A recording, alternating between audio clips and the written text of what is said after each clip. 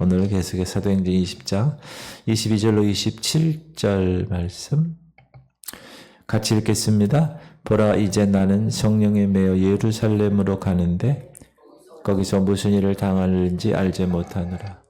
오직 성령이 각 성에서 내게 증언하여 결박과 환난이 나를 기다린다 하시나 내가 달려갈 길과 주 예수께 받은 사명 곧 하나님의 은혜의 복음을 증언하는 일을 마치려 하면은 나의 생명조차 조금도 귀한 것으로 여기지 아니하노라. 보라, 내가 여러분 중에 왕래하며 하나님 나라를 전파하였으나 이제는 여러분이 다 내 얼굴을 다시 보지 못할 줄 아노라. 그러므로 오늘 여러분에게 증언하거니와 모든 사람의 피에 대하여 내가 깨끗하니 이는 내가 꺼리지 않고 하나님의 뜻을 다 여러분에게 전하였음이라. 아멘. 지금 예루살렘으로 바울이 가는데 사실 예루살렘으로 가는 바울의 심정은 그렇게 편한 것이 아니었습니다. 그 이유는 왜냐하면 성령께서 이미 바울에게 나타내 보이셨어요. 그곳에 가면 환난과 결박이 기다린다. 그렇게 말씀하셨기 때문에 그렇습니다.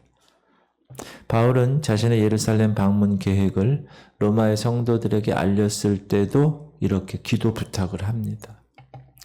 나로 유대에서 순종하지 아니하는 자들로부터 건짐을 받게 하고 또 예루살렘에 대하여 내가 섬기는 일을 성도들이 받을 만하게 하고 자신을 위해서 하나님께 기도해 줄 그런 부탁을 중보기도를 부탁하는 거죠. 그러면서 바울은 굳은 결의를 가지고 예루살렘 갈 것을 주저하지 않습니다. 어떤 결심인가요? 나의 달려갈 길과 주 예수께 받은 사명을 위하는 일을 완수함에 있어서 내 생명도 조금 더 귀한 것으로 여기지 아니한다. 내 생명도 바치겠다. 대단한 사람이죠.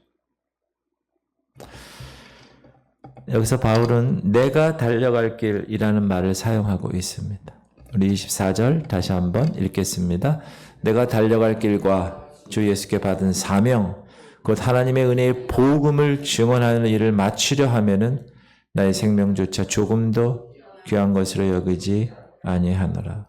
그럼 바울의 달려갈 길은 무슨 길이었는가? 어떤 길이었는가? 바울은 그의 전 생애를 통해서 그의 달려갈 길을 힘있게 달려간 사람입니다. 첫 번째로 그는 상을 바라봤습니다. 리워드, 보상을 바랐다는 것. 앞에 있는 상. 달리기 선수들이 달리기 할 때 금메달, 그 상을 바라보고 튀어 달려나가잖아요. 그것을 위해서 올림픽 선수들은 4년간 그 혹독한 훈련을 하잖아요. 내가 이미 얻었다 함도 아니요 온전히 이루었다 함도 아니라 오직 내가 그리스도 예수께 잡힌 바 된 그것을 잡으려고 달려가노라. 형제들아, 나는 아직 내가 잡은 줄로 여기지 아니하고 오직 한 일, 즉 뒤에 있는 것은 잊어버리고 앞에 있는 것을 잡으려고 표대를 향하여 그리스도 예수 안에서 하나님이 위에서 부르신 부름의 상을 위하여 달려가노라. 하나님이 이 세상 것이 아닌 위에서 부르신 부름의 상. 그는 그의 고백처럼 그의 전생애를 그리스도 예수께 잡힌 바 된 삶을 살았습니다. 그리고 그가 쫓아가려고 했던 것은 위에서 부르신 부름의 상이라고 이야기합니다. 사랑하는 성도님들, 하늘의 상을 바라보고 그 상의 소망을 두고 자신의 인생을 살아가는 사람, 그 사람이 복 있는 사람입니다.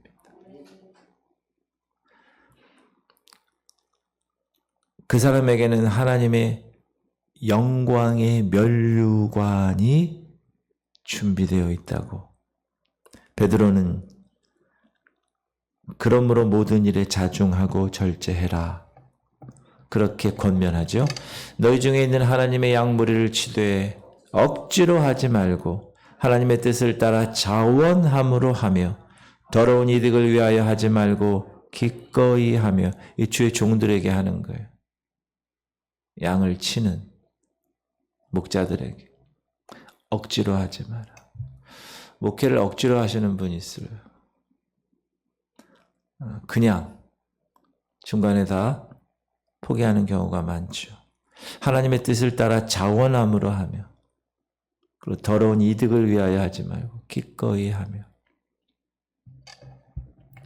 맡은 자들에게 주장하는 자세를 하지 말고 약물의 본이 되라. 그리하면 목자장이 나타나실 때 시들지 아니하는 영광의 관을 얻으리라. 목자장이신 그분이 이제 나타나셨어요. 우리가 그리스도 그분 심판대 앞에 섰을 때 그분이 영광의 관을 주신다는. 그래서 목회자들은 어려운 일을 만나고 시련을 당할 때 이런 소망으로 격려하고 위로를 받아야 합니다. 지금 내가 이렇게 힘들고 어려운 상황이지만 주께서 나에게 보상을 주실 걸 기대하며 영광의 관, 그 상을 바라보며 바울은 달려갈 길을 갔습니다. 두 번째, 바울은 잠시 환난의 대가가 저 영원한 큰 영광을 안겨준다는 믿음으로 그의 인생길을 달려갔습니다. 우리가 잠시 받는 환난에 경한 것이 지극히 크고 영원한 영광에 중한 것을 우리에게 이루게 함이니, 우리가 주목하는 것은 보이는 것이 아니요 보이지 않는 것이니 보이는 것은 잠깐이요 보이지 않는 것은 영원함이라. 제가 어제도 말씀드렸지만 세상 것은 다 보이는 것입니다. 사단의 전략이고, 하나님은 우리에게 보이지 않는 것을 원하십니다. 그러니까 보이지 않는 것을 보이는 것으로 바라보려면 뭐가 필요하다고요? 믿음이 필요해요. 그래서 믿음을 강조하는 겁니다. 바울이 결박과 환난을 두려워하지 않는 거 이미 알아요. 내가 예루살렘에 가면 그럴 것이라고 성령께서 얘기해 주셨으니까. 그러나 두려워하지 않았다. 왜? 우리가 주를 위해서 이 땅에서 아무리 큰 환난을 당해도 그 일은 우리가 장차 하늘나라에게 가서 받을 그 영광의 상급에 비하면 좋게 비교할 수 없기 때문에, 그러므로 두려워하지 마시고, 여러분 신앙생활 하면서 어려운 일이 있잖아요. 힘든 거. 그게 자기 때문에 그런 건 어쩔 수 없는 거예요. 회개하고 그 대가를 받는 거지만 잘못한 게 없어요. 근데 주님을 위해서, 주님 때문에 받는 환난, 주님 때문에 받는 핍박 이겨내십시오. 기뻐하고 즐거워하십시오. 하늘의 상급이 크다고 하나님은 분명히 예수님이 직접 말씀하신 거예요. 세 번째는 믿음을 지키는 길을, 그는 그의 인생길을 달려갔습니다. 바울은 이제 얼마 남지 않은 자신의 생애를 마무리하면서 자신의 영적 아들 디모데에게 이렇게 고백합니다. 나는 선한 싸움을 싸우고 나의 달려갈 길을 마치고 믿음을 지켰으니. 뭘 지켰다고요? 믿음. 왜? 보이지 않는 영적 생활이니까. 이제 후로는 나를 위하여 의의 면류관이 예비되었으므로 곧 의로우신 재판장이 그날에 내게 주실 것이며 내게만 아니라 주의 나타나심을 사모하는 모든 자에게 도리다. 그래서 그리스도 심판대 앞에 아까 영광의 면류관뿐만 아니라 의의 면류관 받으리 저 요단 강 건너. 이제 그날 여러분 많은 면류관 받으세요. 이게 상급이에요, 상급. 그래서 그리스도인의 생애 가장 중요한 거는 뭐라고요? 뭘 지키는 일? 믿음을 지키는 일. 왜 그럴까요? 영적인 것은 보이지 않으니. 보이지 않는 세상에서 반드시 필요한 것이 믿음이기 때문에.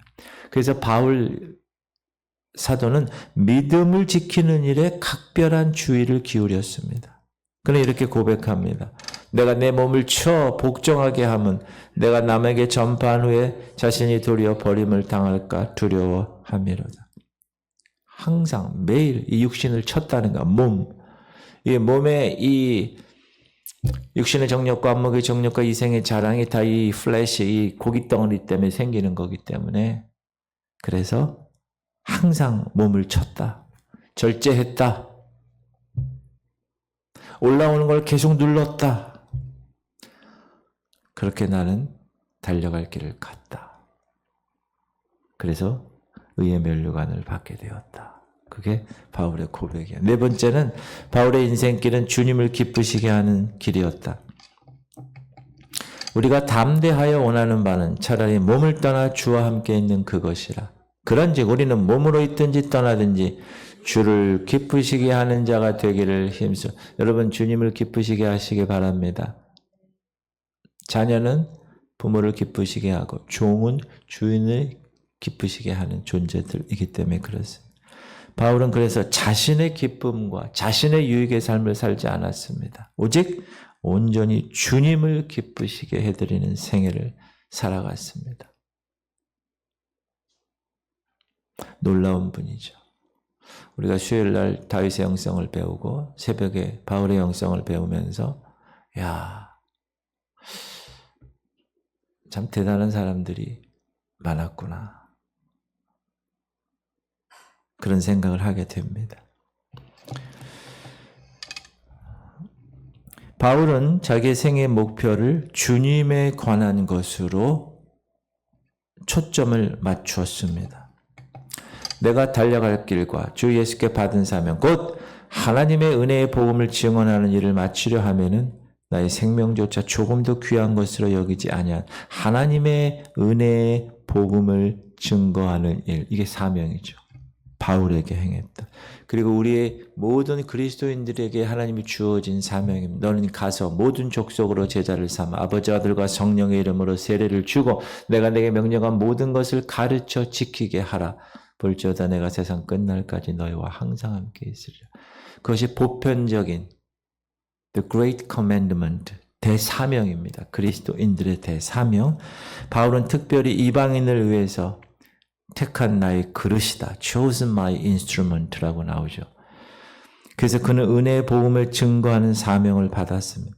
바울은 복잡한 것 원하지 않았어요. 교파적인 분쟁 몰랐어요. 복잡한 신학적 이론 만들어낸 적도 없습니다. 다만 주의 복음만을 뜨겁게 증거했습니다. 제가 주일에 이제 단순함에 대해서 우리 교회에 이제 앞으로 30주년 을 맞이하는, 지금 맞이했죠. 우리 교회에 의도적으로 내가 단순한 목회 철학에 관해서 좀 말씀을 드릴 텐데 교파적인 분쟁 아니요. 복잡한 신학적 이론 아니요. 이 지역교회가 세워진 이유는 지역사회를 위해서 복음 전파를 위한 것. 그래서 여러분 단순하시기 바랍니다. Simplicity, 단순하게 사는 삶, 그 삶이 행복한 삶이에요. 복잡하게 살지 마세요. 그러면 은혜의 복음이란 뭐냐? 은혜의 복음이란. 여러분 은혜의 복음, 여러분 전도대 상자를 놓고 지금 복음을 전하고 있는데 그 은혜의 복음이 뭡니까? 내가 복음을 부끄러워하지 않으니 이 복음은 모든 믿는 자에게 구원을 주시는 하나님의 능력이 됨이라. 먼저는 유대인에게요 그리고 헬라인에게로다. 복음에는 하나님의 의가 나타나서 믿음으로 믿음에 이르게 하나니 기록된 바 오직 의는 믿음으로 말미암아 살리라 함과 같으니라. 하나님의 형상으로 만들어진 우리가 아담의 죄 때문에 하나님과 관계할 수 없고 하나님의 형상을 잃어버렸을 때 하나님은 그것으로 끝나지 아니하시고 아들 예수 그리스도를 이 땅에 사람으로 보내셔서 그 아담의 죄를 해결하셔서 우리로 하나님과 화목케 하는, 그래서 우리가 예수 그리스도를 주로, 구세주로, 그렇죠? 메시아로 그렇게 그리스도로 그렇게 인정하며 살아가는 삶. 그래서 그 이후의 삶은 그분 안에서 사는 삶. 그분에게 모든 주도권을 다 이양하고 사는 삶. 이제 나는 내가 사는 게 아니요 내 안에 예수께서 사는 삶. 그렇게 살아가는 삶으로 만드는 능력이 복음의 능력입니다. 그래서 바울은 자신에게 맡겨주신 사명을 이처럼 이루었기 때문에 담대하게 이렇게 얘기합니다. 나는 모든 피에 대해서 깨끗하다. 시작. 그러므로 오늘 여러분에게 증언하거니와 모든 사람의 피에 대하여 내가 깨끗하니. 부끄럼 없다는 거예요. 지금 에베소 교회 장로들에게 얘기하는 거잖아요. 다시 만나지 못할 일에 대해서 좀 안타깝지만 하나님 앞에서는 내가 부끄러움이 없다. 바울은 겸손한 사람이었습니다. 그러나 겸손하다는 것이 어떤 능력이 없고 어떤 파워가 없고 온유한 사람이 그런 뜻이 아니라 복음을 전하는 일에 있어서는 아주 강력한 담대함을 갖고 살아간 사람입니다. 은혜의 복음을 위해서는 자신의 생명도 아끼지 아니한 바울의 생애, 그 바울의 영성, 우리 2024년도 주님 다시 오실 날이 얼마 남지 않은 이 시대 우리에게 주시는 놀라운 말씀인 줄 믿으시기 바랍니다. 받으시기 바랍니다. 여러분 삶 가운데 적용하시기를 주님의 이름으로 축복합니다. 기도합시다.